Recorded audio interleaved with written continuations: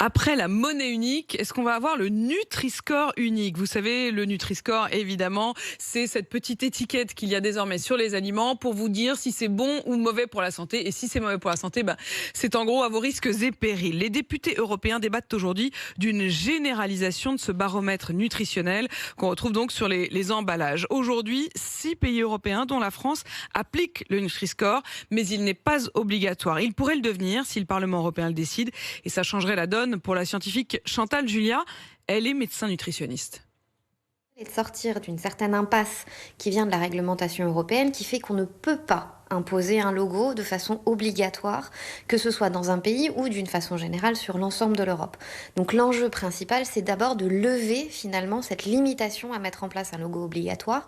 La deuxième chose, c'est qu'on est dans un marché unique et que les produits vont circuler d'un pays à un autre. Donc c'est de s'assurer aussi d'une certaine harmonie à l'intérieur du marché unique avec un seul logo en face avant des emballages. Et enfin, s'il n'y a plus qu'un seul logo harmonisé, ça simplifie aussi beaucoup la comparaison entre les produits pour un consommateur européen. Alors plus d'infos pour les consommateurs, certes, mais attention, le Nutri-Score ne doit pas s'appliquer à tous les produits. C'est l'opinion du député européen socialiste Éric Andrieux. Ce Nutri-Score, il a été mis en place principalement pour les produits transformés. Et donc se pose la question des produits marqués par les appellations d'origine protégée qui effectivement mériteraient qu'il y ait une réflexion et un traitement spécifique. Entre un jambon industriel et un jambon artisanal, ça n'a rien à voir. On ne parle pas des mêmes produits. Donc l'on donne des informations à base du Nutri-Score pour les jambons industriels, oui, évidemment. Mais par contre, sur un jambon qui déjà, lui, a subi toutes les normes et toutes les règles d'une appellation d'origine protégée, je pense que le Nutri-Score, en l'état, n'est pas forcément adapté.